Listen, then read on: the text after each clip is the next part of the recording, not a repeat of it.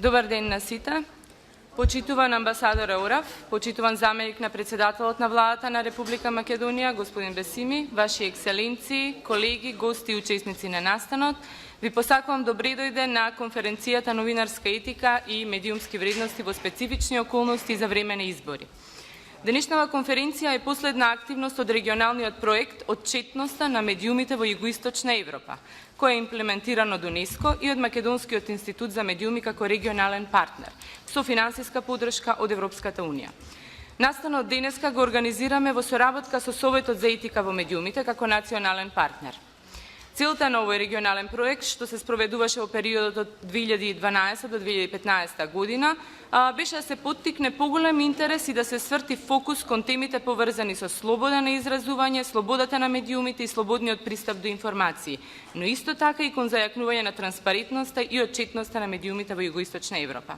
Во рамки на проектот беа организирани повеќе активности во земјите учеснички Албанија, Босна и Херцеговина, Македонија, Црна Гора, Србија, Турција и Косово. Така беа одржани обуки на тема медиуми, отчетност и пристап до информации, беа иницирани кампањи за подигање на свеста за работата и важноста на советите за етика или уредничките и читателските омбудсмани, а беа издадени извештаи кои се однесуваат на важни прашања од оваа област, како што е говорот на омраза во онлайн медиумите во Југоисточна Европа.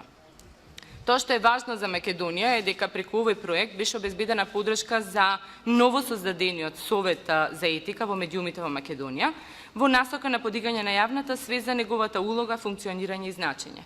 Во 2014 година во Скопје се одржи регионалната конференција на која учесници од регионот дискутираа за прашањата и медиумите, отчетност и пристапот до информации. Ова беа накратко некои информации за самиот проект. Сега би сакала да го поканам господинот Иво Орав да се обрати на присутните. Амбасадоре, повелете. Thank you very much. Dear Deputy Prime Minister, Mr. Bessimi, dear Mrs. Tuneva, dear Mrs. Nikodinovska, dear ambassadors, distinguished experts and media professionals, ladies and gentlemen, today's conference is very appropriate for the situation in the country. We find ourselves in a challenging times and ahead of elections. Media have an important role to play. On the one hand, to help resolving the current political crisis, and on the other hand, to contribute to democratic and free elections. This includes fair and balanced reporting, contributing to a level playing field among the competitors, and prompt reporting about possible wrongdoings. There are, of course, also other actors in society who have a role to play.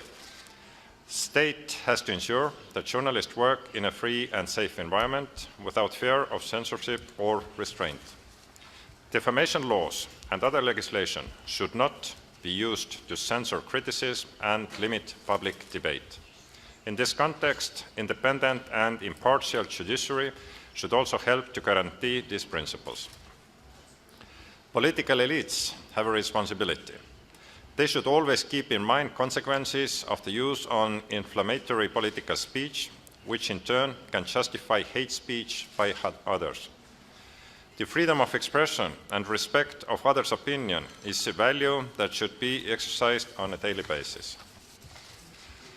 Civil society actors and organizations also contribute to addressing a range of challenges, especially in key areas such as the rule of law, fight against corruption, minority rights, gender equality, fight against discrimination, etc. Civil society organizations create demand for enhanced transparency, accountability, and effectiveness from public institutions. Additionally, media owners and editorial policies play a crucial role. They must create an environment that cherishes professional journalism standards. Without observing these standards, it is impossible to achieve an informed, active, and engaged public. Freedom of expression is considered an European Union accession priority. And as Commissioner Hahn recently stated at the Speak Up conference, media freedom is one of the main pillars of democracy and as such is not negotiable. To echo these words, I believe that there is a lot of work that needs to be done here in this country. At the end, let me thank our project partners, UNESCO, MIM, and the Media Ethics Council for their continuous efforts in promoting freedom of expression and media. Thank you very much. Ви благодарам, амбасадоре, за суштинските, клучните пореки што ги упатувате до актерите во медиумската сфера. Сега би сакала да го поканам за збор господинот Фатмир Бесими, подпредседател на владата задолжен за европски прашања. Господин Бесими, повелете. Благодарам.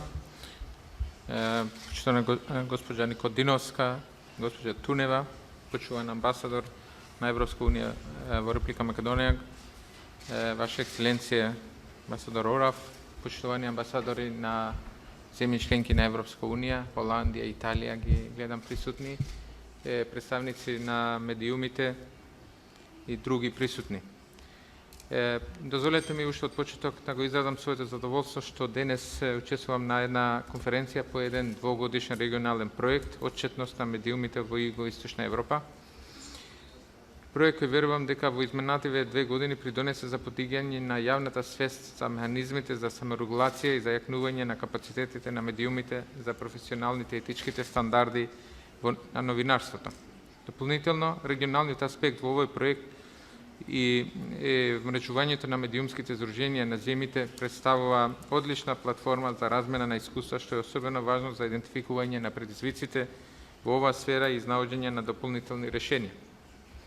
Слободата на изразување е нераскинлив дел од дефиницијата на демократија и е тесно поврзана со медиумите како главен извор на информации во едно општество и остварување на право на јавноста да бидат точно и навремено информирани за прашањата од јавен интерес, што од друга страна е тесно поврзано со обврската на медиумите да постапуваат согласно професионалните и етичките стандарди за новинарите.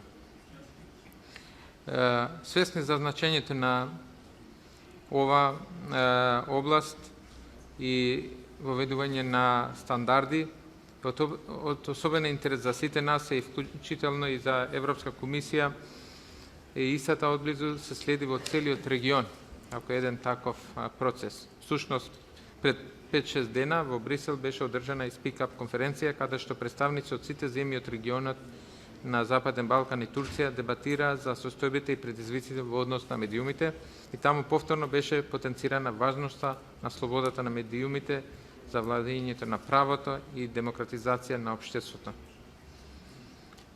Новиот пакет за проширување, особено извештаите на Европска комисија за напредок на сите земји во процесот на проширување, ќе ги дадат насоките за владите и за новинарските здруженија за сите засегнати страни за тоа што треба да се направи во наредниот период за да се подобри состојбата во однос на медиумите и слободата на изразување во Македонија и во земјите од регионот. Всушност, и пред одржувањето на последниот состанок на пристапниот диалог на високо ниво, во Секретаријатот за европски прашања организиравме неколку средби со представници на граѓанскиот сектор, меѓу кои и со представниците на медиумите. Се слушнаа многу аргументи, но некогаш и спротивставени ставови околу можните решенија за одредени отворени прашања во сферата на медиумите. Беше една интересна дебата и токму таа разновидност ни дава можност кои треба да ги искористиме и да најдеме најдобрите решенија за средување на оваа област во нашата земја. Во тој контекст би потсетил и на коментарите на минатогодишниот извештај за напредок, каде од страна на Европската комисија позитивно беа оценети консултациите, советувањата со меѓународните организации во однос на законодавството со медиумите и саморегулацијата. Но секако и со многу укажувања и критики во однос на состојбата и областите каде што треба да се подобруваме. Во очекување и во наредниот извештај за прогрес од страна на Европска комисија ќе бидат јасно поставени препораките. Во однос на тоа што досега е направено, би сакал само да потенцирам дека во тоа што беше ознака на успешни активности беше во период кога имавме заеднички настапи, координација, соработка, односно партнерство меѓу државните, владените институции, граѓанскиот сектор, медиумите, здруженијата на новинарите. Така беше со Законот за граѓанска одговорност, за клевета и навреда, потоа преведување на релевантни пресуди на Европскиот суд за човекови права и организирање на обуки за судиите. Исто така формирањето на Советот за етика во медиумите го сметаме како еден резултат на едно такво партнерство во која се покажа потребата од воспоставување на вакви институции и стандарди во саморегулација и подигање на стандардите во областа на медиумите и новинарството. Исто така се формираше широко инклузивна работна група за обезбедување на поголема финансиска независност на јавниот радиодифузен сервис во Република Македонија. Се прекина имитувањето на владини кампањи до освојување на методологија за распределба на средствата. И покрај евидентниот напредок во одредени области, секако остануваат уште многу области во кои во Република Македонија треба да се направат во однос на подобрување на сликата и подигање на стандардите во однос на јавното информирање за граѓаните на Република Македонија. Во идниот период се надеваме и во фокус ќе бидат подобрување на професионалните стандарди медиумските работници, зашто веруваме овој проект го дава својот придонес, поведување на поголема транспарентност на владините рекламирања и подготовка на методологија за критериумите за распределба на буџетски средства на медиумите, јакнење и балансирање на улогата на јавниот радиодифузен сервис, подобрување на слободниот пристап до информации од јавен карактер и согласно анализата од препораките дадени на Советот за Европа измени во однос на Законот за граѓанска одговорност за клевета и навреда. Верувам дека сите овие активности ќе придонесат во подобрување на условите за работа на медиумите во Република Македонија. Мораме да признаеме дека политичката криза во Република Македонија одзеде дел од енергијата, но останува фокусот на Република Македонија и задолжението во однос на тамошните реформи за градење на демократија, кој сушност е еден процес кој бара голема посветеност, искреност и пристап од сите вклучени страни. Во ова секако сметаме и на делот на медиумската област и новинарите во улога на зајакнување на демократијата во модерните општества. Ви благодарам. Господин Бесими, ви благодарам на вашите пореки. Инаку, како што веќе спомнав, овој проект е имплементиран од страна на УНЕСКО, бидејќи представниците на УНЕСКО не беа во можност да учествуваат на денешнава конференција поради сесијата на Генералната конференција на УНЕСКО, што се одржува истиот период. Представничката на УНЕСКО, Тарија Туртија, испрати поздравно писмо, кое што би сакала да ви го прочитам во оваа прилика. Во јуни 2013 година во овој град УНЕСКО ги поддржа главните чинители да дискутираат за доброволната медиумска саморегулација и предизвиците за создавање Совет за етика во Македонија. До декември 2013 беше формиран Советот за етика во медиумите на Македонија, како најново саморегулаторно тело во регионот. Денеска сите присутни овде на некој начин имаат придонесено за ова големо достигнување и УНЕСКО е премногу горд што учествуваше во неговото поставување. Создавањето на Советот за етика во медиумите беше дел од пошироките заложби на УНЕСКО уште од 2008 година за поддршка на слободата на медиумите и професионалната отчетност во земјите од регионот на Западниот Балкан. Од тогаш УНЕСКО со поддршка на Европската Унија ја подигнува свеста за професионалните новинарски стандарди, етиката и медиумската отчетност. Го поддржува создавањето механизми за отчетност, спроведува истражување и активности за намалување на говорот на омраза и работи на градење силен, независен медиумски сектор во регионот на Југоисточна Европа. Дополнително на ова, организацијата работи на вмрежување меѓу медиумите во регионот и медиумите во Западна Европа. Во текот на овие години, УНЕСКО го следеше развојот на советите за етика во регионот, што е видлив знак на зајакнувањето на медиумската отчетност и подигнувањето на јавната свест, за важноста на советите за етика и улогата на медиумите во општеството. Ова е доказ за важноста на работата на УНЕСКО во регионот и дава поттик за сите нас да продолжиме да ги поддржуваме медиумите во регионот. Предизвици секако постојат. Тие беа утврдени во неодамнешната анализа на УНЕСКО за состојбата со советите за етика во Југоисточна Европа. Главните пречки вклучуваат комбинација од економски и политички услови, ограничување во можностите за одржливо финансирање и високите очекувања однадвор за справување со комплексните проблеми околу регулативата. Овие предизвици ќе бидат адресирани во проект што наскоро ќе биде потпишан повторно со финансиска подршка од Европската Унија и што ќе обезбеди директна подршка на советите за етика во регионот. УНЕСКО се заблагодарува на Европската Унија за долгогодишното партнерство и подршката на заложбите за унапредување на медиумската отчетност во регионот и на регионалниот координатор на активностите Македонскиот институт за медиуми.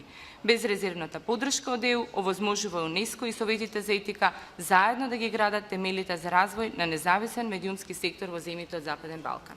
Ви посакуваме успешна конференција и благодариме на представничката на УНЕСКО за ова поздравно обраќање.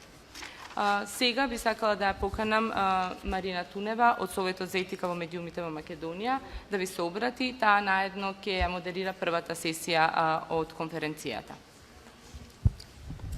Благодарам. Почитуван амбасадор Еурав, почитуван заменик премиер Бесими, Ваши екселенции, почитувани гости и учесници на конференцијата. Во име на Советот за етика во медиумите на Македонија би сакала да ви се заблагодарам за одзивот на поканата за присуство на денешната конференција.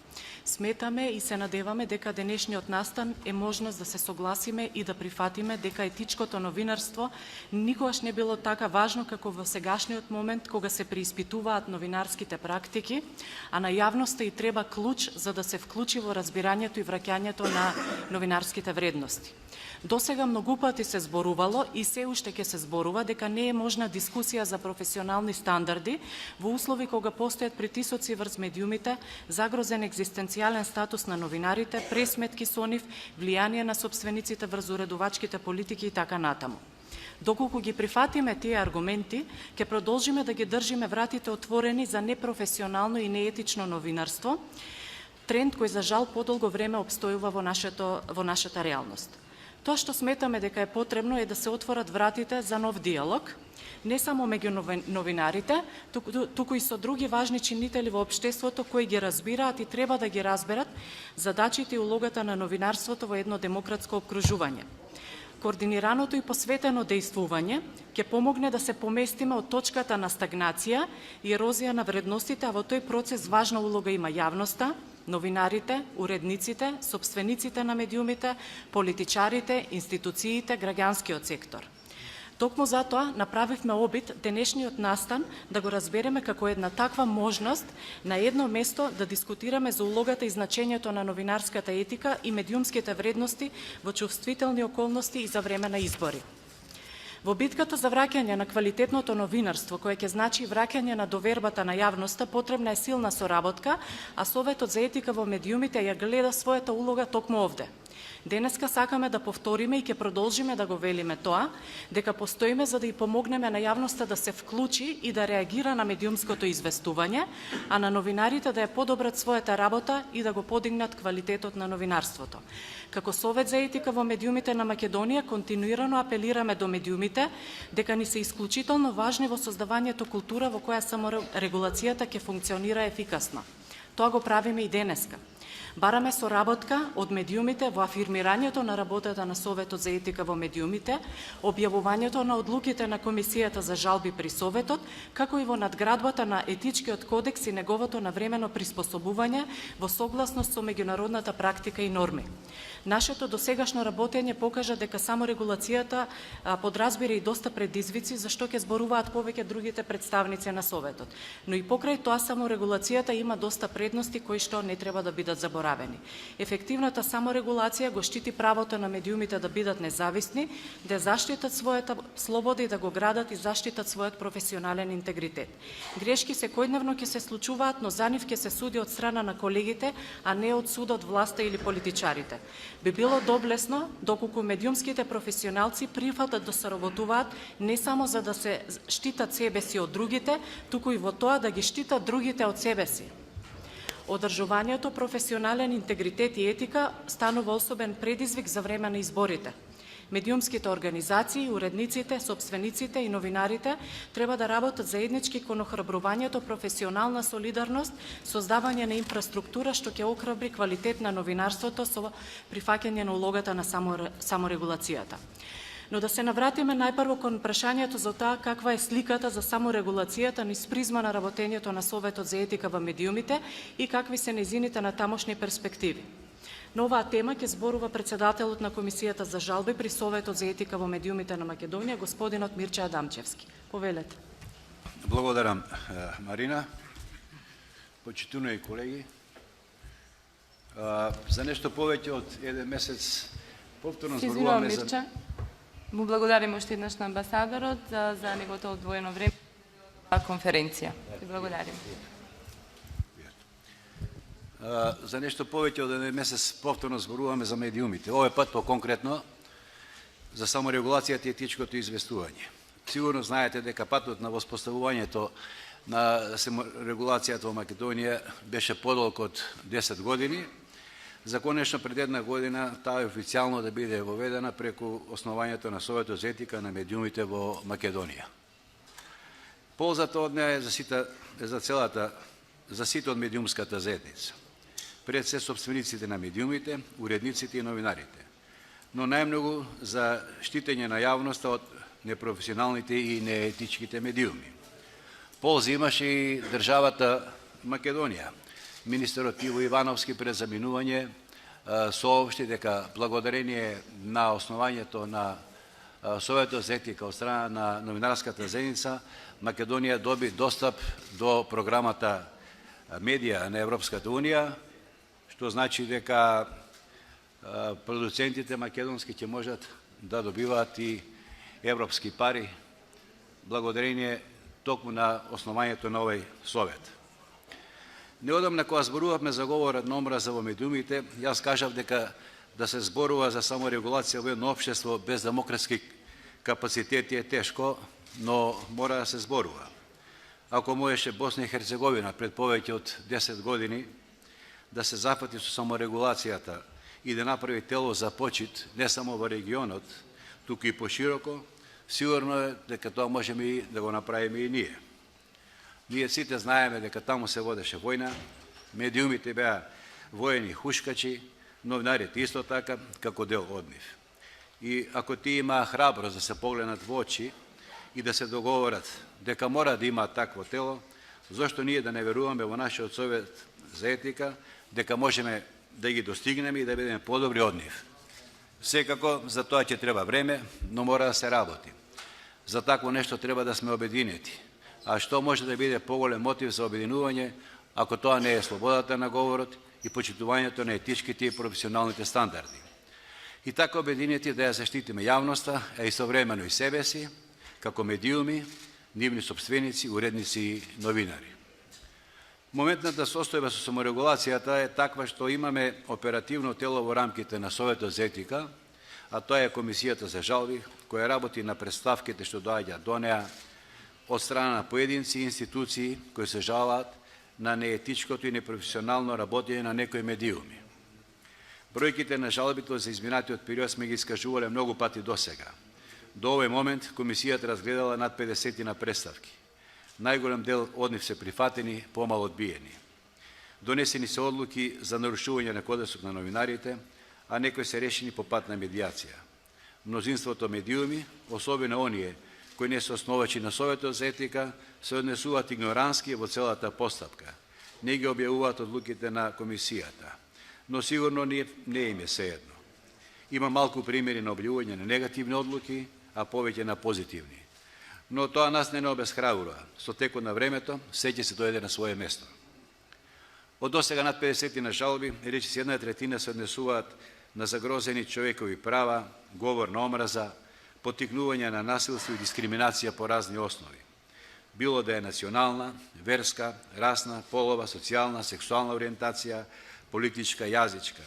Има жалби за објавување на непроверени информации, без консултирање на 2 или повеќе извори, за непочитување на приватноста. Се мешаат фактите и мислењата, веста и коментарот. Не се негува културата на говорот и етиката и други основи. Најмногу на тапет биле онлайн медиумите, па телевизиите и печатените медиуми. После споменативе бројки, некој нормално ќе праша дали барем малку сте успеале во тоа да ја подигнете свеста на јавноста за професионалните и етички стандарди кои медиумите треба да ги почитуваат. Одговорот, според бројот на жалбите, е да. Во Босна, например, во првата година од работата имале само 7 жалби, а денес, после повеќе од 10 години, добиваат повеќе од 100 само за половина година. Но ние не можеме да спиеме на увото на бројките. Потребна е уште многу работа, например, за зголемување на видливоста на Советот за етика во јавноста. За секого, па и за нас, искуството од работата е и подучување. Веќе го споменав зголемувањето на видливоста на Советот за етика. За таа цел, до крајот на годинава и идната година ќе работиме широм држава за запознавање на граѓаните, невладините организации и други за нашата работа. Ги имаме предвид и студентите по новинарство на универзитетите широм Републикава. Патем да кажам дека утре ќе одиме на Штоловиот универзитет во Тетово, каде на студентите ќе изборуваме токму за работата на Советот за етика. Комисијата за жалби за нашата и за работата на Комисијата за жалби и за нашата досегашна работа. Исто така планираме работа во редакциите со уредниците и поможно со сопствениците. Сега, кога е јасно дека на 24 април ќе има избори и ние како Совет за етика планираме да се вклучиме со свој придонес во нив. Например, со наши активности кои ќе одат во насока на почитување на етиката и професионалноста во известувањето од изборите и во предизборната и изборната кампања. Може би не е лошо, еве еден предлог, медиумите да подпишат еден заеднички документ за професионалност и етика при известувањето од предизборието и од изборите. Тоа само ќе покаже дали навистина сите сме подготвени да дадеме свој прилог кон целта изборите да бидат фер и демократски. Кон тоа не тераат и препораките на Европската комисија, кои се однесуваат на известување од избори. За крај да кажам дека нешто ќе мора да се промени и во нашата работа. Покрај инсистирањето за објавување на одлуки на Комисијата за жалби, очекуваме промена во деловникот за работа на Комисијата, во кој ќе се вгради одредбата одлуките покрај на сајтот на Советот да се објавуваат и на јавните мрежи, како што се, например, Facebook и Twitter. Таму би се најавували седниците на Комисијата за жалби, кои би биле отворени за јавноста. За поголема јавност во работата на Комисијата може да се предвиди и одржување на нејзини седници во градови широм држава, на факултети и слично. Марина во своето излагање спомна надградба на постојниот кодекс за новинари, а јас ја дадам конкретен предлог, веќе еднаш го пласирав. Јас сметам дека нам ни треба нов кодекс, и тоа кодекс на медиуми, медиуми електронски, печатени и онлайн.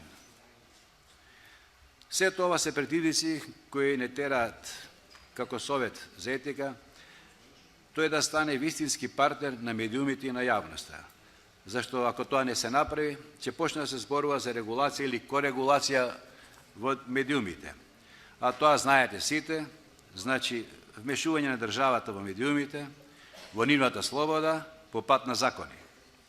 Тоа ќе се направи ако ние сами со своето однесување не покажеме дека токму саморегулацијата во овој момент е најдоброто нешто за заштита од непрофесионалноста и неетичноста на медиумите. Благодарам.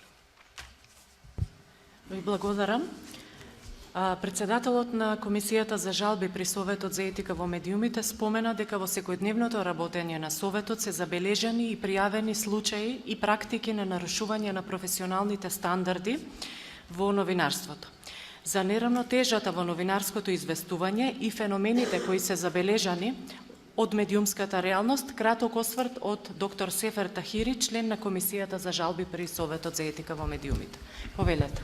Благодарам, Марина, почитувани колеги, почитувани присутни. Ова што ќе го кажам, сега сакав да го слушне и господинот Фатмир Бесими, но очигледно политичарите во Македонија кога се зборува за слободата на медиумите нема доволно време и затоа ситуацијата ни е таква каква што е.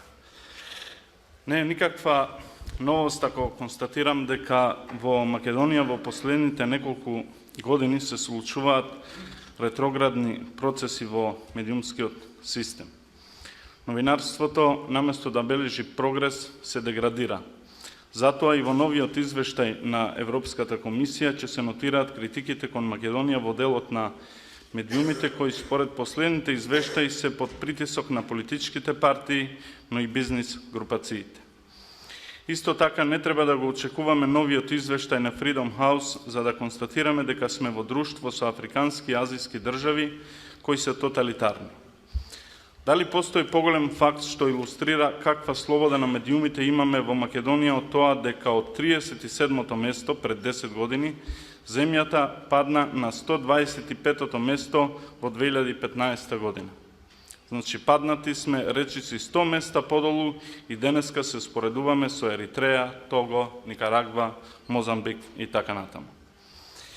Имаме многу негативни, дури и уништувачки тенденции на медиумскиот систем кои се појавија и се диригираа од политичката власт, но за жал и од колеги новинари кои за ситни лични интереси или поголеми комерцијални, економски и политички интереси на собствениците на медиумите го донесува медиумскиот систем на прагот на бездната.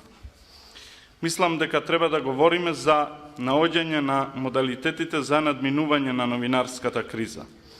Одговорност за ова криза со слободата на медиумите и со непочитувањето на стандардите поврзани со објективноста, точноста и балансираноста имаат и вистинските новинари. Ние сите сме одговорни бидејќи дозволивме некои така наречени новинари да ги полнат џобовите со парите од буџетот и со тие пари да им го перат мозокот на граѓаните. Сепак новинарството било е и ќе биде благородна и честна професија. Тие што прават злоупотреба и девијација не се новинари. Често сум во дилема дали некои комуникацијски канали за пренесување на содржини заслужуваат да се нарекуваат медиуми, бидејќи медиумите имаат и мисија во општеството, односно да извршуваат и критичка функција. Наместо тоа ние имаме медиуми со мисија, ама не професионалната, туку идеолошката и политичката. Тие се медиумите кои не практикуваат новинарство, туку преку новинарството вршат други функции како пропаганда, односи со јавноста, политичка комуникација или економски маркетинг. За жал, односите помеѓу политиката и медиумите се многу неповолни за медиумите и тоа споредбено со годините кога се воведе демократскиот плурализам во земјата. Власта, односно политичкиот систем, продолжува да има надмоќ над медиумскиот систем. Нормално не можеме да претендираме дека во едно општество како нашето, медиумите ќе бидат само гласноговорници на граѓаните, односно на јавноста, но барем овие односи треба да бидат коректни и природни. Власта преку владините реклами успеа да го подкупи најголемиот број медиуми. Знаејќи дека во животот важи принципот тој што го плаќа оркестарот ги нарачува и песните, одговорот е јасен. Во Македонија голем дел од медиумите ги плаќа власта. Политичарите се кријат зад медиумите и неетички етикетираат секого што не им одговара. Не само политичари, туку и новинари, аналитичари, невладини активисти и така натаму. Додека Комисијата за жалби при Советот за етика често ги подсетува медиумите на општото начело дека новинарот треба да биде свесен за опасноста од дискриминација подкрепена од страна на медиумите и че стори се за да се избегне таква дискриминација заснована меѓу другото врз раса, пол, сексуална ориентација, јазик, религија, политичка или друго мислење и национално или социјално потекло. Во многу медиуми не се води воопшто сметка на тоа дека во својата работа новинарите треба да настојуваат да одржат баланс помеѓу честна конкурентност и професионална солидарност. Односно, дека ниту новинарите, ниту уредниците не би смееле да си дозволат да се пресметуваат со своји колеги преку собствените медиуми. Таквото однесување не само што го намалува нивниот интегритет и достоинство, туку ја урива репутацијата на новинарската професија воопшто и ја намалува довербата на јавноста во медиумите. Новинарот е особено должен да ги брани колегите кои страдаат поради своите професионални активности. При ваков медиумски систем и медиуми, кои примарна функција и цел ја имат политичката агенда, односно да бидат слуги само на власта, а под никој услов на јавноста, односно да не реализираат медиумска или јавна агенда, многу е лесен одговорот на прашањето дали имаме балансираност во известувањето. Во дел од медиумите, за жал, доволен е само еден извор, една страна која што е власта, а во одредени медиуми тоа е опозицијата. Денеска речиси останало само на хартија или само пишувана во Кодексот на новинарите начелото дека за третирање на некое прашање или проблем, новинарот треба да консултира најмалку 2 извори, кои се меѓусобно независни, што не е само морален, туку и професионален императив во новинарството. Ова што го имаме во практиката е крајно непрофесионално. Во Македонија се случуваат и феномени кои веројатно се практикуваат само во земји со неразвиен медиумски систем.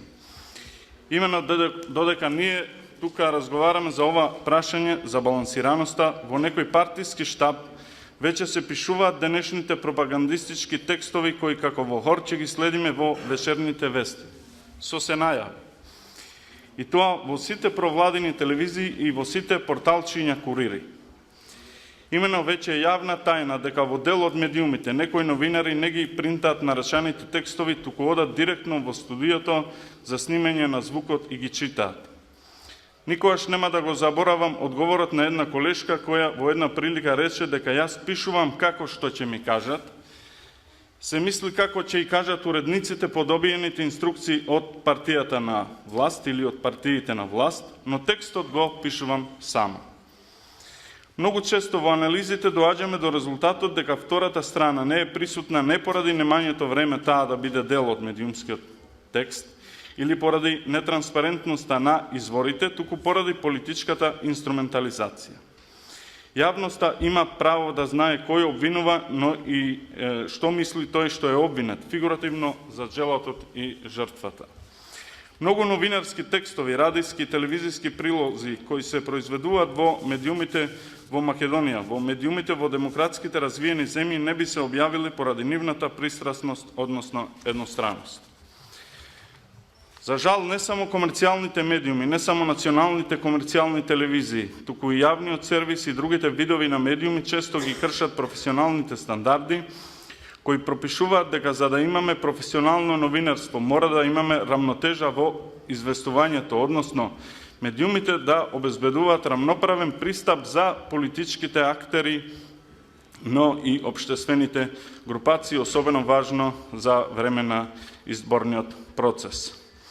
МРТВ, како под наводници јавен радиодифузен сервис, за жал продолжува да биде државен сервис или уште полоше да биде во функција на власта, односно на партиите на власт. Често можеме да следиме еднодимензионални информации, односно вести и извештаи кои почнуваат и завршуваат со успесите на власта.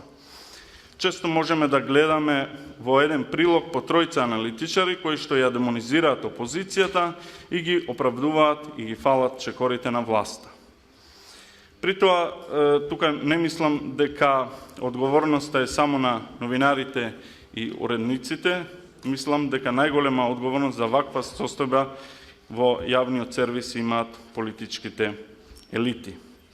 Професионалноста не само на овој медиум никогаш не била на полошо ниво и мене ми е жал за ваквата тмурна медиумска реалност. Иако некои медиуми може би имаат голема следеност, тоа не значи дека се кредибилни, затоа што не мора да значи дека медиумите што се следат се и доверливи. Имено индексот на доверливоста на медиумите во Македонија бележи константно паѓање. Најчестите прекршувања на кодексот во однос на балансираноста се однесуваат на членот 1, според кој новинарот има право на слободен пристап до сите извори на информирање што се од јавен интерес. Новинарот треба да објавува точни, проверени информации и нема да прикрива суштински податоци и да фалсификува документи. Доколку информацијата не може да се потврди или станува збор за предпоставка, односно шпекулација, тоа треба да се каже и да се објави. Точноста на информацијата треба да се провери колку што е тоа можно.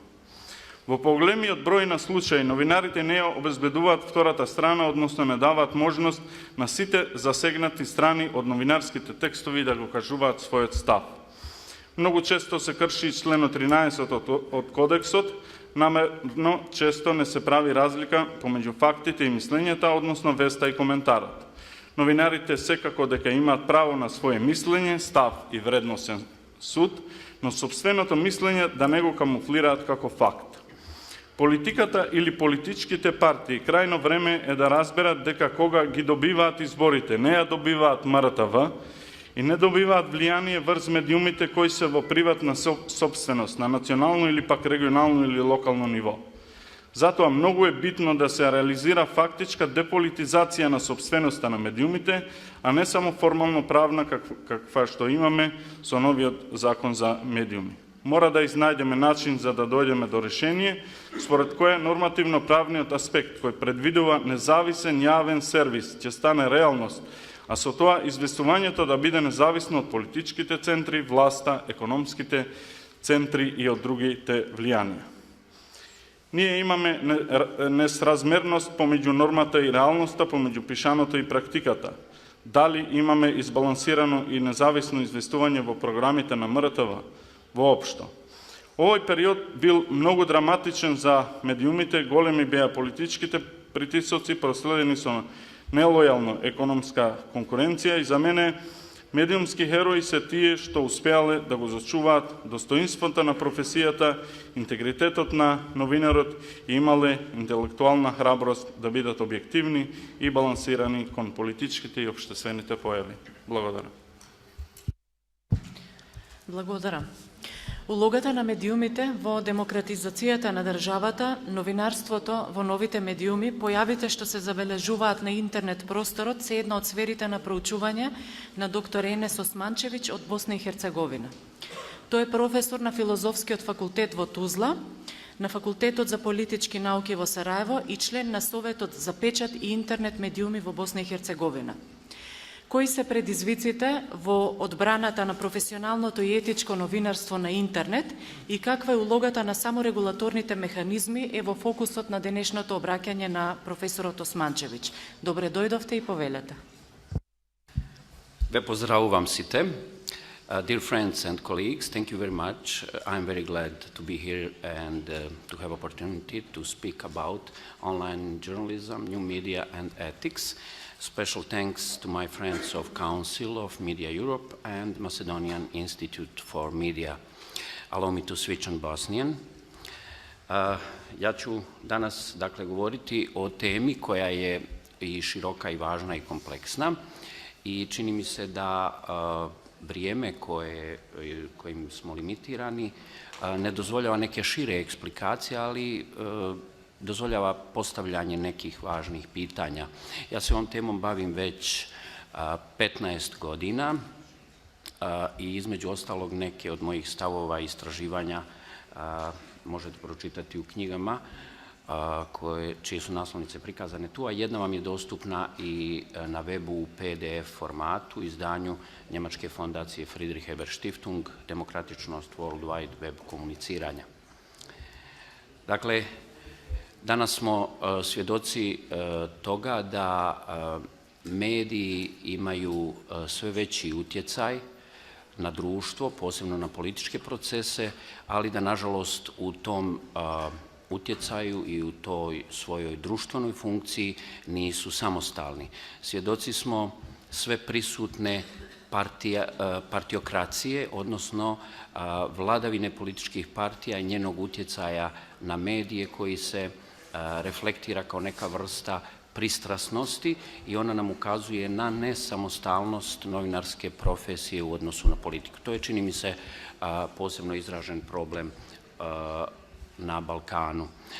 Također, na globalnom nivou, dakle, mediji igraju centralnu ulogu u demokratizaciji društva i u svom dosadašnjem djelovanju štampa je proizvela dva suprotna fenomena, nacionalizam i demokraciju. Čini mi se da u medijima u regionu, a posebno u Bosni i Hercegovini, mediji proizvode više nacionalizma nego demokracije. To je jedan od velikih problema.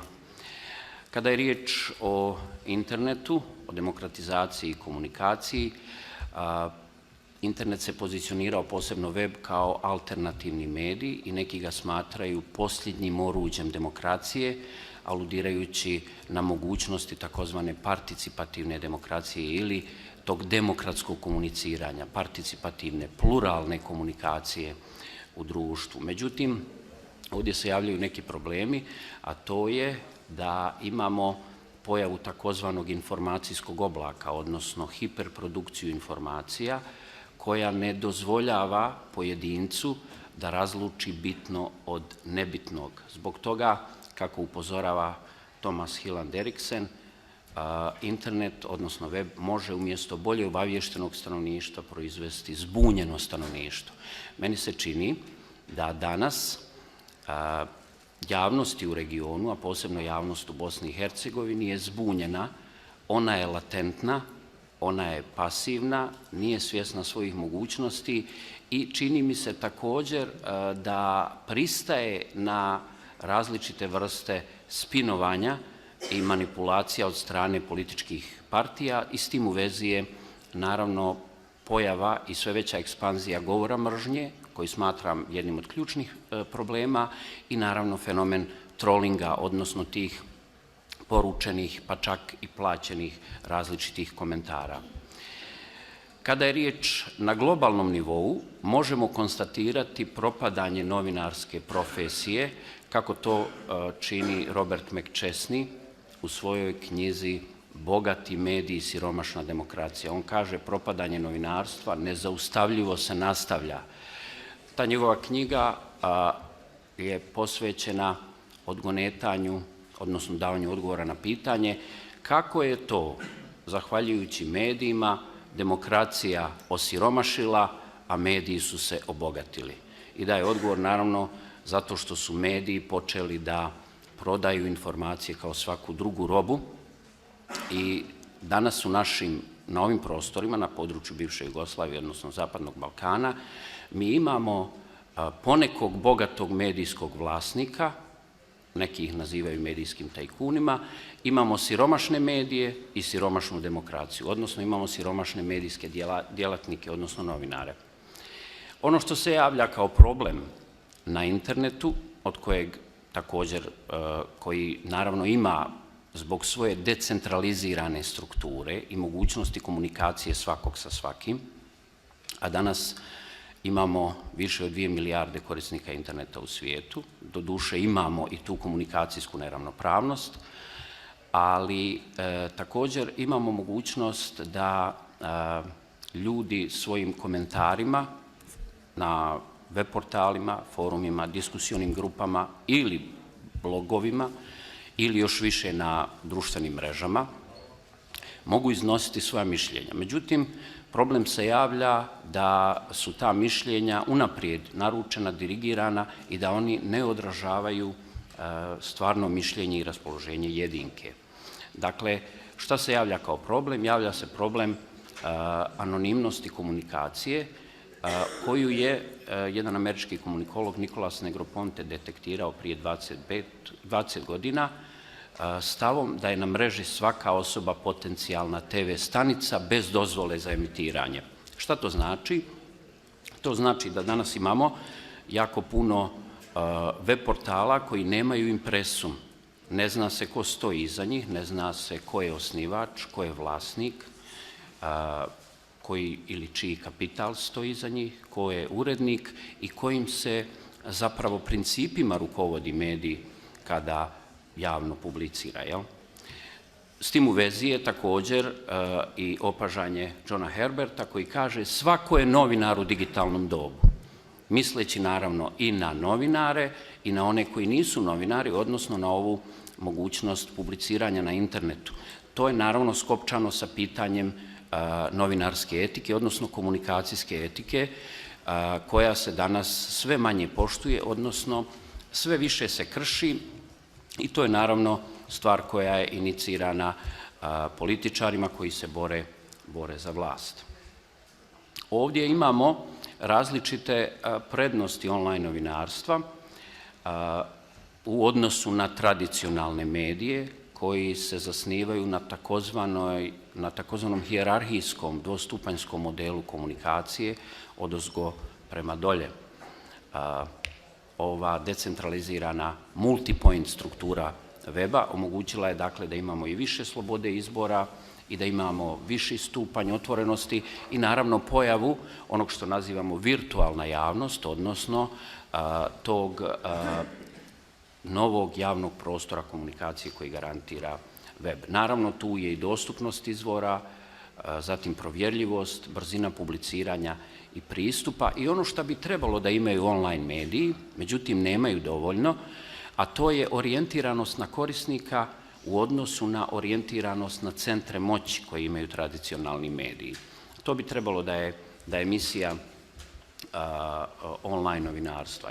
Naravno, tu imamo i pojavu građanskog novinarstva, odnosno wiki novinarstva, odnosno konvergencije različitih medija u jednom, takozvanu multimediju, i taj multimedijalni izraz je u stvari budućnost novinarstva, kojoj se uslijed različitih limitirajućih faktora kod nas ne posvećuje dovoljno pažnje i ta multimedija nije zaživjela u pravom smislu riječi. Tu novu komunikaciju koja je određena internetom karakterizira jako puno medija. Recimo u Bosni i Hercegovini niko ne zna koliko ima online medija. Za pokretanje web portala nije potrebna nikakva dozvola, registracija, pa čak ni upis u sudski registar. Da bismo se ispravno razumjeli, ja ne zagovaram bilo kakve limitiranosti, bilo kakvu birokratizaciju interneta, jer internet je ono što, barem kako ga mi do sad znamo, slobodan i neuređen medij. Sada, upravo se vode debate u zadnjih nekoliko godina o tome kako regulirati internet, jer očigledno da je ta sloboda komunikacija na internetu zloupotrebljena. Jedan od prijedloga je da se regulacija interneta prepusti nacionalnim vladama i zakonodavstvima, ali to bi bio kraj interneta kakvog mi znamo. Očigledno je s druge strane da ova vrsta zloupotrebe slobode komunikacije je dostigla zabrinjavajuće razmjere i ona dalje nije dopustiva. Dakle, ne postoji ni evidencija online medija, brojni web portali nemaju ni impresum, kao što sam rekao, zatim online novinarstvo se u Bosni i Hercegovini svelo na small family business. Dakle, vrlo često iza web portala stoje možda, ne znam, bračni supružnici ili možda čak samo jedan pojedinac ili grupica ljudi. I naravno imamo jako rasprostranjen govor mržnje i trolling kao naručena ili čak plaćene komentare koji su posebno izraženi u vrijeme političkih kampanja. To rade političke partije koje zadužuju te svoje trolove ili botove, kako ih zovu, da jednostavno plasiraju pod različitim nickname-ovima različite komentare koji favorizuju istomišljenike, a jednostavno na neki način minimiziraju ili negiraju ljude koji različito misle. Govor mržnje je najveći problem u online medijima u Bosni i Hercegovini, a vjerujem i u regiji. On je varirao 90. godina. Vrlo je interesantno da su 90. godina njegovi promotori bili političari i vjerski velikodostojnici, a danas su to korisnici web portala, ali također istaknuti umjetnici, sportisti i tako dalje. Dakle, govor mržnje je konstanta od 90. godina, ali ima varijacije. Taj govor mržnje je postao skriven i rafiniran.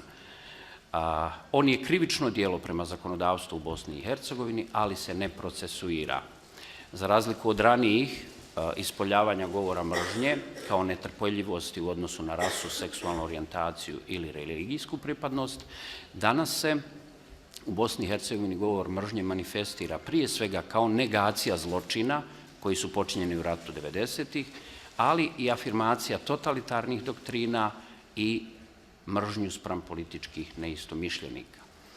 Da li je sloboda govora u stvari ono što je zloupotrebljeno slobodom govora mržnje, odnosno govor mržnje je uvijek zloupotreba slobode govora.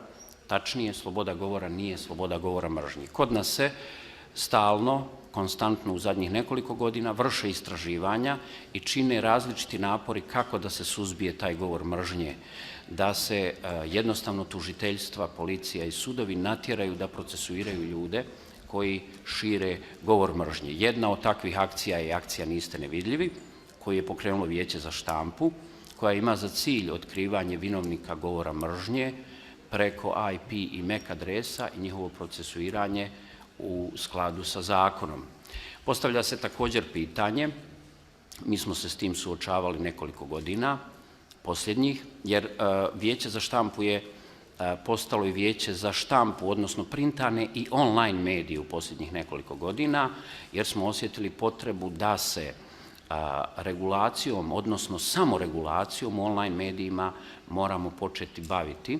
I najveći problem nisu bili novinarski tekstovi, koji su također ponekad kršili novinarski kodeks, već su jednostavno komentari korisnika bili do te mjere eksplicitni u govoru mržnje da su neki portali isključili tu opciju. Dakle, sada imamo jedan paradoks da online mediji koji bi na neki način trebao da bude metafora tog demokratskog komuniciranja, zaključava komentare jer sadrže previše govora mržnje. To je jedan paradoks koji je vezan sa internetom i sa tom komunikacijskom situacijom u Bosni i Hercegovini, ali čini mi se da je bolje i to nego puštati govor mržnje u opticaj. Dakle, da li je, ovdje se postavlja pitanje, da li je to zaštita civiliziranosti i uljuđenosti komunikacije ili predstavlja ograničavanje slobode govora, jel? Postavljalo se pitanje i mi smo se s tim nosili 1-2 godine, danas smo imali jako puno sastanaka kako bismo na neki način odobrovoljili urednike i novinare da budu svjesni svoje odgovornosti za komentare korisnika. Na izgled i to djeluje apsurdno, kako mogu novinari i urednici biti odgovorni za komentare nekog anonimnog korisnika. Međutim, oni menadžiraju tim komunikacijskim prostorom interneta, odnosno web portala. I oni su odgovorni za sve što se tu publicira. Tačnije, posebno su odgovorni ako ih neko upozori na prisustvo govora mržnje, odnosno na neke sadržaje koji su neprimjereni. Takvi sadržaji se trebaju ukloniti ili izbrisati ako su netačni ili dozvoliti pravo na ispravku. Naravno, ovdje se postavlja pitanje da li je anonimnost skriveni šarm interneta, što je do sad bio, ili je njegov neprijatelj broj 1. Ali da je sve više medijskih organizacija, ali i nevladinih organizacija svjesno ovog problema, govori činjenica da su različite internetske stranice objavile popis ljudi zbog govora mržnje. Dakle, oni su saopćili njihova imena i prezimena i na tom popisu se, začudno, mogla naći imena umjetnika, pjevača, glumaca, ali i aktivista, boraca za ljudska prava i zviždača, odnosno insajdera. Također imamo aplikacije koje više ne dozvoljavaju da ostanemo anonimni, odnosno to ide u prilog jednom od prijedloga u vezi sa regulacijom komunikacije na internetu, da svako dobije neki svoj ID, svaki korisnik. Međutim, šta je još ovdje primjetno na Balkanu? Ovo je citat iz jednog hrvatskog dnevnog lista, da više ljudi ne polažu nade u anonimnost oni koji žele da šire govor mržnje, već jednostavno to čine sad svojim punim imenom i prezimenom i kaže da su se ljudi dovoljno okuražili godinama anonimnosti, da su počeli otvoreno pod svojim imenom i prezimenom sipati uvrijede i prijetnje. To je nešto što je također zabrinjavajuće. Sada, šta je ovdje sa etikom? Samoregulacija je najbolji mehanizam za ustanovljavanje, zatim promociju, provođenje i zaštitu etičkih standarda. Vijeće za štampu postoji već 15 godina. Ja sam bio član ekspertne grupe koja je trebala neke 99. godine formirati Vijeće za štampu. I moram reći da smo tada imali također jako puno problema. Neki su htjeli da se uspostave Vijeća za štampu na entitetskom, odnosno administrativnom nivou. To bi značilo da dva entiteta u Bosni i Hercegovini imaju različite etičke standarde ili recimo da kantoni imaju svoja vijeća za štampu, pa čak i općine, a u tom smislu konzekventno ili zašto ne i mjesne zajednice. Tako da bi to značilo jedan potpuni apsurd. Ja sam bio mišljenja da to treba biti na nivou Bosne i Hercegovine. Dobio sam većinu ljudi u toj ekspertnoj grupi na svojoj strani i od tada Vijeće za štampu zadnjih 15 godina funkcionira kao jedinstveno vijeće u Bosni i Hercegovini i ono je u izvještajima Europske komisije već 4 godine prepoznato kao kredibilna i efikasna institucija. Dobilo je dakle pozitivnu ocjenu o svom radu. Rekao sam, ovo su naravno načela koja su prisutna i u Vijeću za etiku, odnosno Savjetu za etiku u Makedoniji i mi sve više žalbi imamo, kao što je uvaženi kolega Mirče pomenuo malo čas, kad smo se osnivali imali smo samo 6 žalbi tokom cijele godine. Danas, tokom godine dana, imamo više od 1200 žalbi.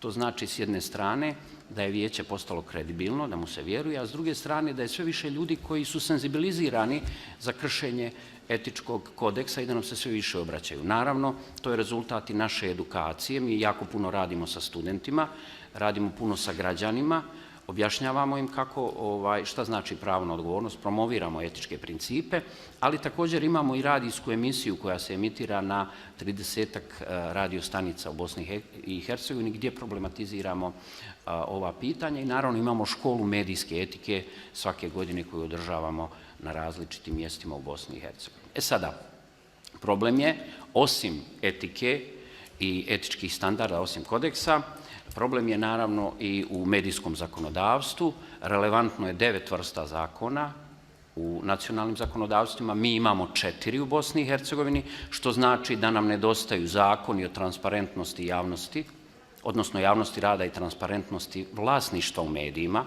jer je vrlo važno da se zna ko stoji iza medija i čiji novac.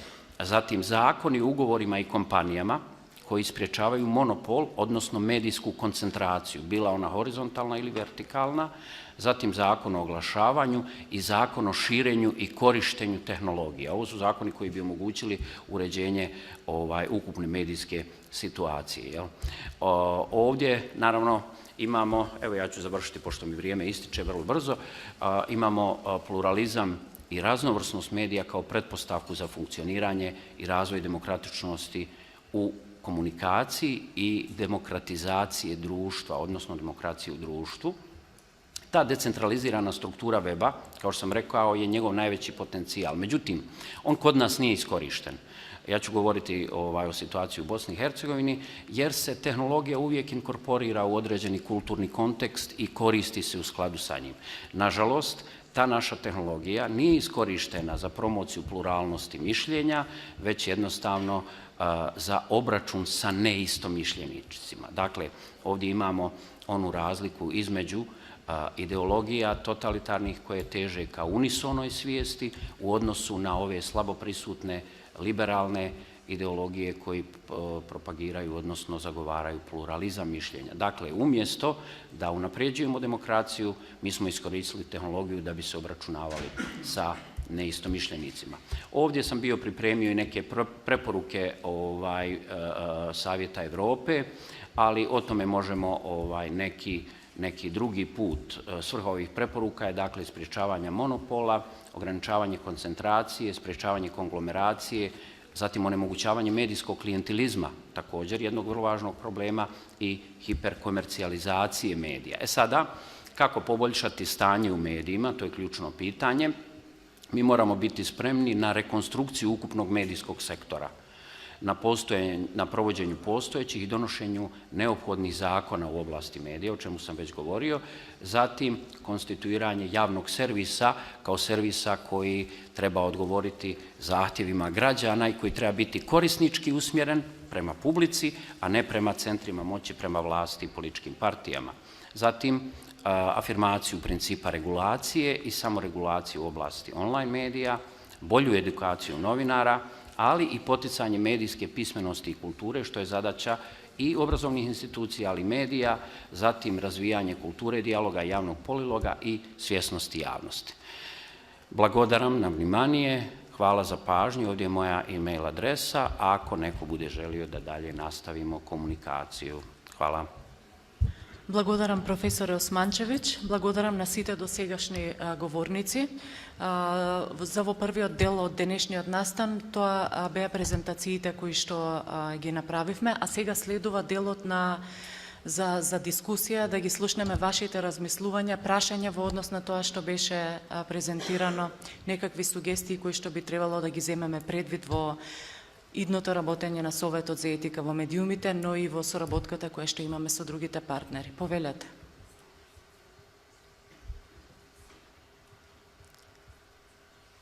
Имаме време на располагање до 12:30. Ако има потреба и ќе продолжиме, но да видиме кој ќе се јави прв. Повелете и може да се представите. Добар ден, моето име е Драган Секуловски, јас сум од Сдруженијето на новинари на Македонија. Пред малку искочи прогрес репортот извештава за напредокот на Македонија и имавме малку време да го разгледаме. Интересно е тоа што Советот за етика и саморегулацијата се спомнува во неколку контексти. Пред се позитивни, но има и забелешки. Би сакал само накратко да пренесам дел од истите. Имено се дава се дека уште во 2014 година Советот е формиран, има примерно над 40 представки, поднесени против разни типови на медиуми, од кои што одговорил во 39 случаеви. Како забелешка се дава дека во многу случаеви медиумите не наоѓаат за сходно да ги објават одлуките. Така да оваа забелешка пред се кон членките на СЕМ, кон мејнстрим медиумите и веројатно пораката е дека ефектот би бил многу поголем на работата на Советот на етика, доколку во иднина медиумите најдат начин да ги објават одлуките на Комисијата за жалби, а со тоа и да ја прифатат забелешката за нивната работа и да на еден начин потврдат дека го почитуваат Кодексот на етика. Благодарам. Благодарам за оваа информација. Тоа е во контекст на она што го спомнавме уште на почетокот. Значи, констатиравме дека постои резистентност во однос на објавувањето на одлуките на Комисијата за жалби при Советот за етика и апелиравме да се подобри соработката во таа смисла, така што се надеваме дека и денешното присуство ќе го искористиме за да имаме подобрувања во овој правец. Повелете дали некој друг се јавува за збор?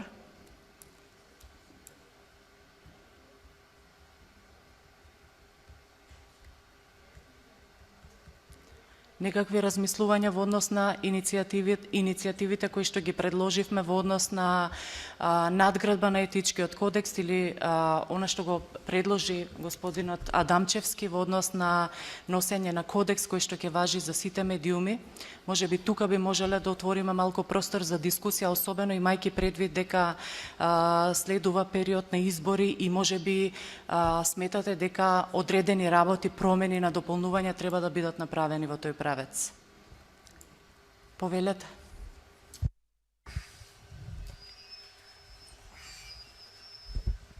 Добро, Ердем Амет МТВ. Сакам нешто да кажам во однос на кодексите кои би се однесувале на изборите. Значи, не постои никаде во светот кодекс за избори. Се што важи надвор од изборите, важи и во време на избори. Значи, таа замка ние, мислам дека има една реченица само во кодексот на ЗНМ, ја направивме, ставивме на реченица за изборите, меѓутоа секаде во светот етиката што важи во целиот период е иста. Во избори е најголемиот предизвик, само таа е разликата, најголеми се притисоците. Нема никаков проблем да се дискутира, ако имаат некои медиуми замерки за кодексот, бидејќи на крај Советот за етика ќе има кодекс како што ќе се договорат членките. Тоа е најважната работа на прифаќањето. Нема потреба да се пишува листи на луѓе кои што ќе се согласуваат со кодексот. Кодексот има своји членови, тие кои останале членови се обврзале дека ќе почитуваат кодексот. И ако има потреба да се смени, ќе се сменат некои делови и повторно сите тие медиуми што се членови ќе мора да се обврзат дека го почитуваат тоа. И околу објавувањето. Значи јас во негде пред 2 мандата бев во Советот на чест. Ние воопшто немавме проблеми во објавувањето на одлуките. Значи дали беа прифатени од медиумите кои што ги критикувавме со критика дека нешто нели сме пристрасни и така натака, меѓутоа во голема мера не објавува. Можда треба да се преиспита и начинот на кој што се пишуваат одлуките. Значи можда треба да се направи две верзии. Една верзија која би била пократка и појасна за новинарите, затоа што новинарите обично не читаат подолги текстови, а знам дека ако така да една горе да се стави еден дел со главните забелешки и долу да се стави образложението цело. Бидејќи ја ги читав некои работи кај вас, мислам дека се предолги. Исто така треба да се обидете, или мислам дека тоа го гледав во Норвешка, беше присутен еден човек тука кој држеше предавање, не му текнува името, да се направи нешто околу јавноста на синдиците. Морате да имате некој излез, кај што, например, луѓето, тоа не е веќе скапо. Значи, гледате како се држа пресконференциите на опозицијата, тоа веќе не е никаква инвестиција. Преку порталот синдиците да бидат јавни. Во Норвешка е така. Многу би било интересно да се видат како зборуваат представниците на, бидејќи тие се представници на различни или на здруженија или на медиуми, кои се аргументите за и против околу одредена представка во рамките на синдицата, и последно дека не постои начин со кој што не би се прекршиле правата на некој медиум да се натера начин на некој начин да го објави тоа. Единствен начин да се најде во незгодна ситуација е да поголем број на медиуми го објават тоа. Се сеќавам дека на моje прашање на тогашниот експертот од Норвешка беше што правите на тие медиуми што не ги објавуваат, вика, на шала рече, we killed them. Значи, не можете ништо да направите. Значи, тука е поврзано со слободата на медиумската уредувачка политика. Меѓутоа, она што можете да ги буквално на kill them, буквално другите медиуми ќе го објават тоа. Тоа воопшто не треба да ви биде вакуум. Мора да се направи начин, да се најде начин да бидете атрактивни да ве објават и морате да во фазата на донесување на одлуките да бидете потранспарентни, луѓето да најдат интерес да ве гледаат.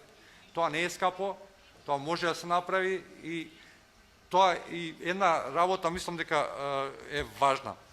Важна е дека освен на вака на конференции, мислам дека треба да учествувате во дебати во кои што, например, една работа ние не сме сватиле 25 години и мислам дека еден дел од луѓето не го сваќа. Сите медиуми кои што ја ги пратам во голема мера се предоминантни со политика. Не служат во интерес на јавност. Ја мислам дека на едно интервју за докторската дисертација на Сефер му имам кажано една реченица дека во медиумите мораме еднаш каде ги гледаме граѓаните да бидат присутни негде над 50-60%. Значи јас се сеќавам дека имав емисии во МТВ кај што например кај мене беа 90% присутни граѓани. На крај одев кај градоначалникот да го прашам зашто не се направени некои работи во таа општина. Значи работи во општински теми, проблеми, ги прашав едно 20 на граѓани, 10 што се проблемите во општината и на крај одев во општината, еден човек се појавуваше и ми кажуваше зашто не е направен пат некаде, или зашто имаат проблеми со вода, или зашто немаат образование, односно дури би требало да биде многу поголем од 50%. Али барем еден обид да ги видиме граѓаните кои даваат изјави за своите лични проблеми и на крај да одиме кај некој човек да го прашаме зашто не го решава прашање на граѓаните. Обратен е поставен процесот кај нас, ние тргнуваме од изјавите на политичарите кои се во власт и опозиција и ја завршуваме приказната. Што не е доволно, тоа е црно-бела приказна. Не знам дали приметувате и целата дебата се води сега околу јавниот сервис колку ќе биде присутна опозицијата. Тоа не е доволно. И никогаш нема да биде доволно. Добро, тоа би бил добар старт да бидат малку поприсутни во сите медиуми подеднакво двете страни. Меѓутоа не се работи само за две страни. Плурализмот не значи само црно и бело. Има повеќе нијанси и на сиво. И тоа го немаме кај нас. Благодарам.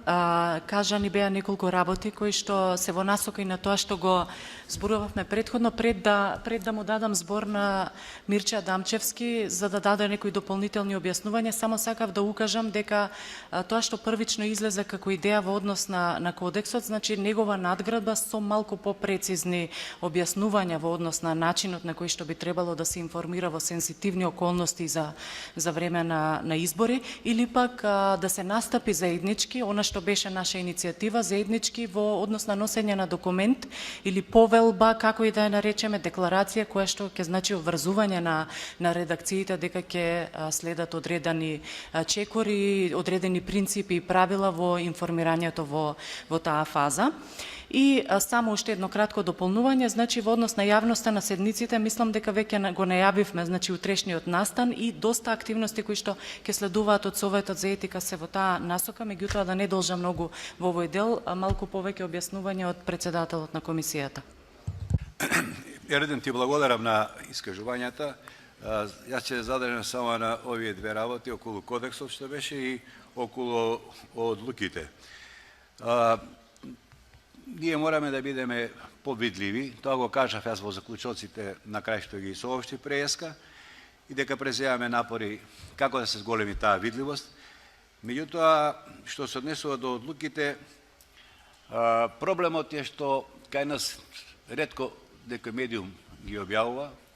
Ако е афирмативна за него, тој ќе ги објави, меѓутоа, оној за кој што не е афирмативна, тој не ја објавува. И затоа јас предложив, ние како Совет за етика треба да донесеме една мала промена во деловникот за наша работа, каде што ќе ставиме дека одлуките ќе се објавуваат и на Facebook и на Twitter.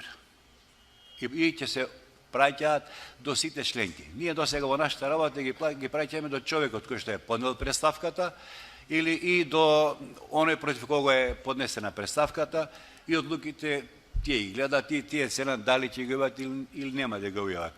Но со овие промени кои што треба да ги направиме, сметам дека основачите на Совет за етика ќе ги објавуваат одлуките, поготово кои ќе знаат дека тие ќе бидат достапни до сите медиуми, кои ќе промениме деловникот, и никому нема да му е сеедно ако се објават одлуките против него во други медиуми, а кај него во неговиот медиум ги нема. Тоа е што се однесува до одлуките. Второ, околу оние предлози, два што ги дадов, за кодекс и за некаков документ, или да наречеме декларација околу изборите. Времето нас не гази. Сегашниот кодекс на новинари што ги имаме од 2001 година, и тој е многу современ, ако е тогаш правен и антиципирал и некои решенија кои што подосна се јавували некои проблеми. Меѓутоа, еве и ЕНЕС кажа во Босна, тие од кога ги вклучија кај нив онлайн медиумите, го променија нивниот кодекс. И вградија работи кои што навистина ќе може да се предмет на работа на комисијата. Јас само ќе кажам, еве, коментарите што ги спомна ЕНЕС. Како ние коментарите на онлайн медиумите ќе ги третираме, кога кај нас воопшто во кодексот постои, не зборувам, не се спомнува такво нешто. И затоа јас предлагам и да седнеме сите заедно, Здруженијето едно, Здруженијето друго, медиумските организации, како што се МИМ и други, ЦРМ и така натаму, да седнеме заедно, да поработиме, да видиме, да направиме еден заеднички кодекс кој ќе биде кодекс на медиумите. Сегашниот кодекс е кодекс на новинарите. Значи, тој кодекс може да остане ЗНМ ако сака да има кодекс на новинарите, членки што се членови на Здруженијето. Но јас предлагам кодекс на медиумите, онлайн, печатени и електронски, бидејќи ние као Совет за етика се занимаваме со медиуми, не се занимаваме со новинари. Второто, што беше околу документот или декларацијата, јас го замислував тоа како еден документ кој што би го подпишале сите медиуми, треба да се потрудиме тоа да го направиме, или оние кои што ќе сакаат, и тој да се однесува само на етиката и на професионалноста во известувањето, во предизборието и за време на изборите. Значи, ништо повеќе од тоа. Мислам, тоа како Совет за етика можеме тоа да го предложиме. Значи да не навлегуваме во тоа како ќе се однесуваат, што ќе се однесуваат, значи стриктно само за професионалност и за етиката. Толку. Благодарам. Дали има уште некое прашање со што би го затвориле овој дел и повелете? И вие. Благодарам. Значи, две прашања и ќе го затвориме, односно следуваат уште двајца кои што имаат прашање, само тоа. Да не имаше предност пред мене некој да не се јави, Марина. Лете вие ако се јавивте. Повели.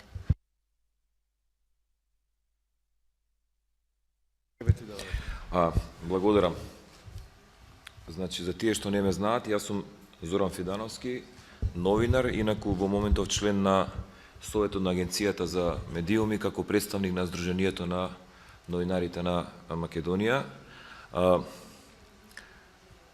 Колку повеќе се дискутира за медиумите и колку повеќе се актуелна нивната ситуација и нивните проблеми, значи толку ситуацијата е понеповолна за нив. За жал Македонија овој период е повеќе од одличен пример за тоа каква е сликата за медиумите. Еве ние денеска дискутираме овдека на таа тема, го чекаме извештајот, го добиваме извештајот со препораки, односно и забелешки за медиумите. Има и политички преговори за медиумите и така натаму и така натаму. Јас сакам да се задржам на неколку аспекти што ги кажа почитуваниот Сефер Тахири, а кои се однесуваат на неизбалансираноста во новинарското известување.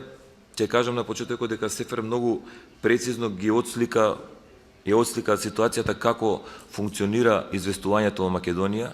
Една жална слика може да ја дефинираме со неколку збора. Јас само би се надополнил на тоа, ако дозволите, во 1-2 минути. Синоќа беа донесени пакетот закони во парламентот во кој што беше изборниот закон, а кој што предвидуваат, сега не ме земајте за зло, не го имам пречитано целосно, ќе се повикам на тоа што го известува медиумите за нивната содржина, меѓутоа недвосмислено е дека тука внатре во тој изборен законник се содржи избалансирано представување ќе има на власта и опозицијата, еднакво во минутажа, и плюс уште еден одреден временски простор за останатите политички представници. Она што останува, што е многу поважно, се разбира избалансираното покривање на не само на изборната кампања, него и на сите други активности што ги има во едно општество како што е македонското. При тоа кога мислам на избалансирано, не мислам на временски, формално избалансирано, значи по квантитет, ние тоа формално досега и сме го имале, меѓутоа фактички и сме го немале. Зборуваме за тонот на известувањето, значи и по квантитет и по квалитет да имаме еднакво избалансирано известување, кое што според сите, или барем според поголемиот дел од оценките на меѓународните експерти за медиуми е најбитното прашање во ова наше совремие. Многу поважно од сето тоа се разбира оно што го спомна и Сефер, е правилото на другата страна, ја би рекол и на третата и на четвртата страна, значи правилото да бидат се опфатени сите страни, наместо да се читаат нарачани готови текстови од за среќа денеска се поголеми екраните на мобилните телефони, па и видливи се од нив, па може директно од мобилен телефон да се прочита прилог, односно добиена SMS порака во која е содржан текстот за некој прилог. Кодексот на новинарите вели дека новинарот ќе ги почитува законите, но нема да објави или пак, што е уште поважно, нема да сокрие ништо што е во спротивност на јавниот интерес. За жал ние имаме ситуација овие денови која што на крајот се изменаџира малку поинаку, но и тоа лично сметам дека е ограничување за работата на новинарите. Тоа е тој популарно наречен закон за бомби, кој што синоќа исто е усвоен, а кој што ќе се однесува за објавувањето на сите идни материјали, нели, за кои што ќе се однесуваат на јавни функционери, а кои што велат не смеат да се објавуваат и приватни работи за јавни функционери.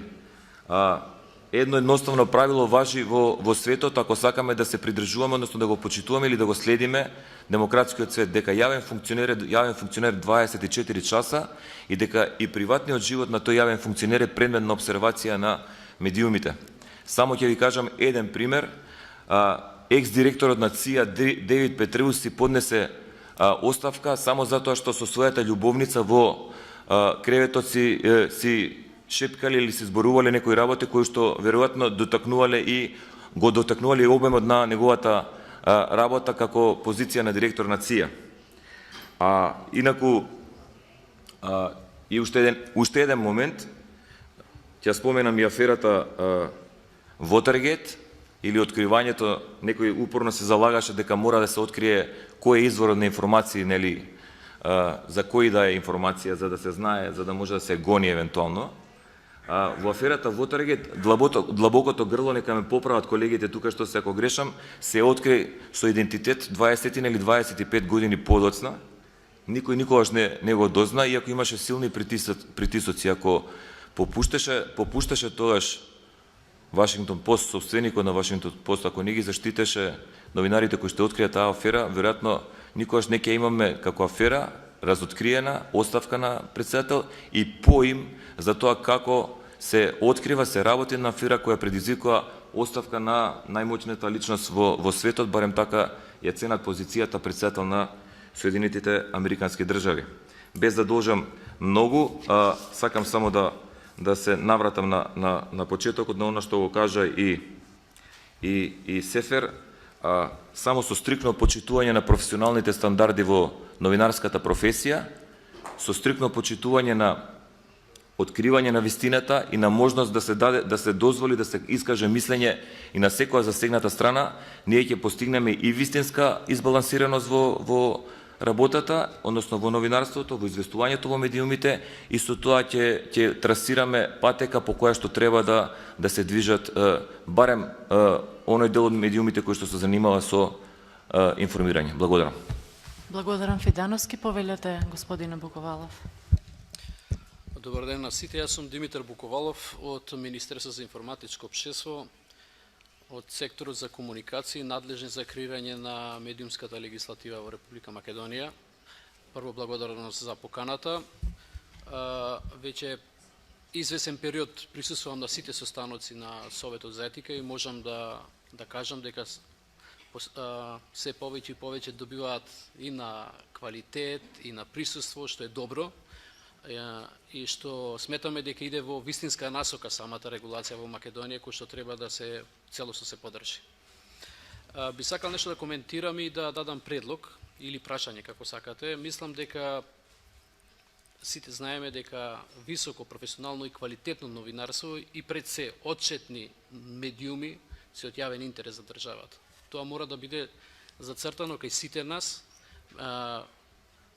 и граѓани, и издавачи на медиуми, и новинари и така натаму.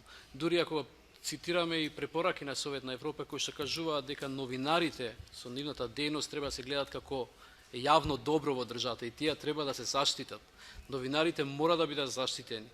Мора да исполнуваат да ги добијат сите права, но сепак да бидат и отчетни и да ги исполнат своите обврски што ги имаат пред јавност.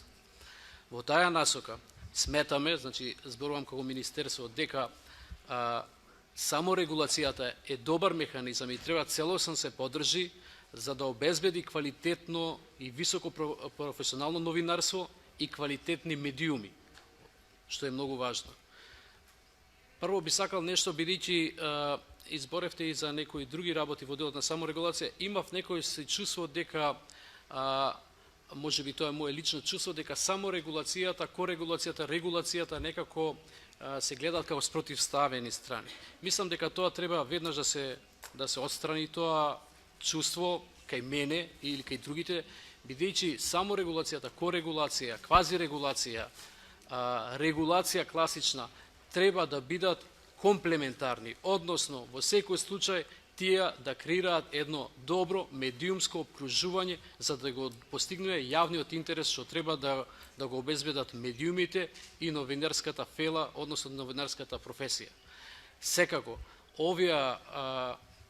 ова ефикасна ефикасна саморегулација е предизвик во било која држава, дури и во развиените земји на Европска Унија, саморегулацијата е под голем предизвик, посебно поради, како што кажа почитаваниот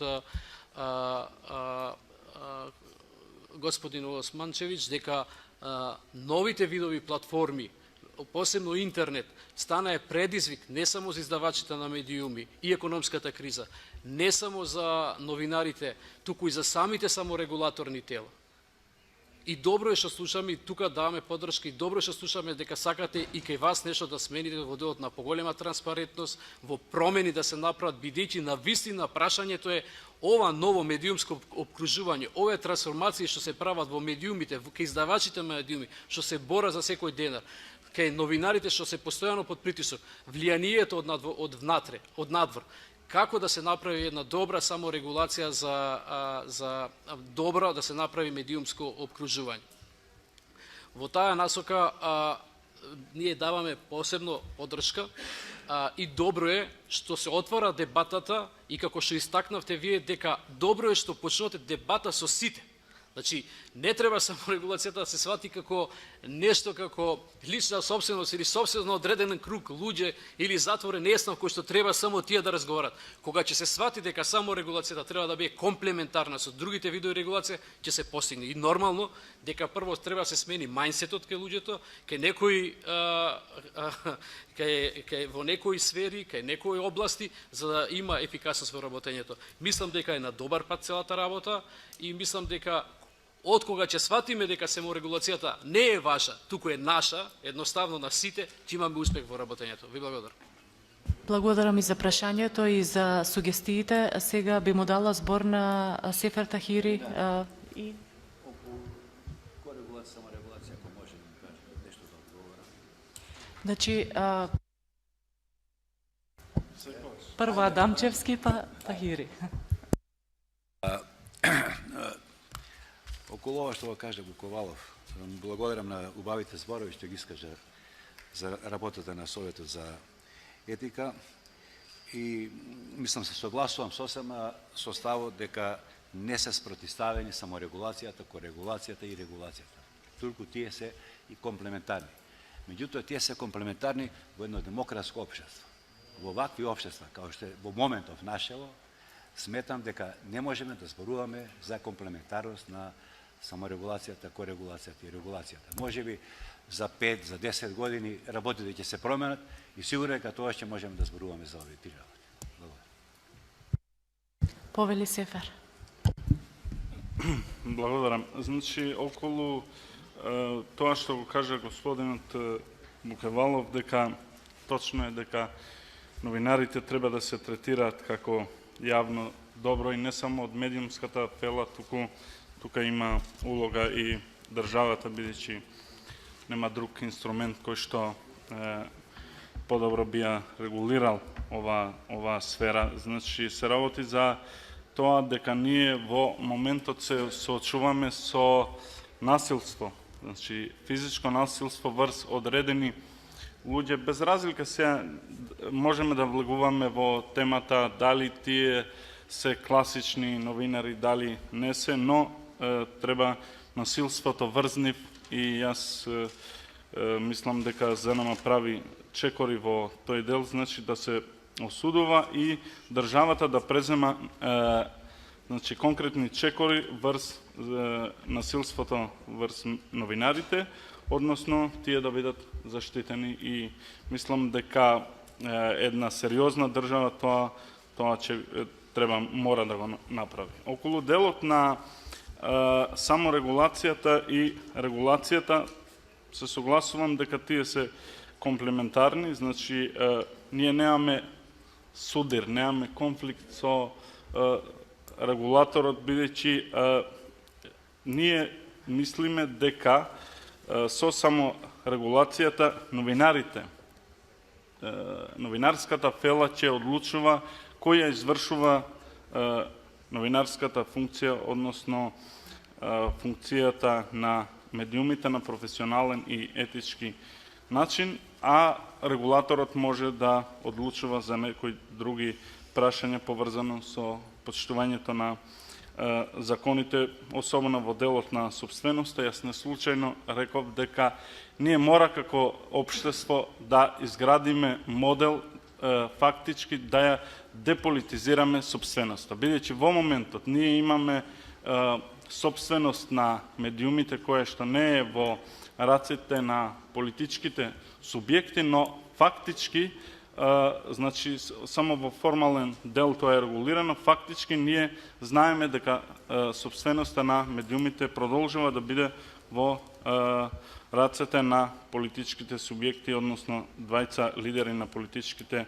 партии, зборувам за случајот на Сител и Канал 5, и мислам дека тоа може да се проверува. Ако имаме сериозни институции, може да се провери кој е фактичката собственост. Можеме да провериме многу лесно, значи регулаторот со другите институции, од каде, рече еден од колегите тука, од каде парите тие луѓе да купуваат медиуми, бидејќи се работи за големи суми на пари, да се види дали тие луѓе имале приватен имот, сеемен имот и така натаму, или пак се фактички скриени собственици на одредени медиуми, значи зад нив стојат политичките субјекти, односно лидери на политички партии. Мислам дека регулаторот треба да се заложи многу повеќе врз тоа што е негова работа, да обезбеди плурализам во медиумската сфера и департизација на јавниот сервис.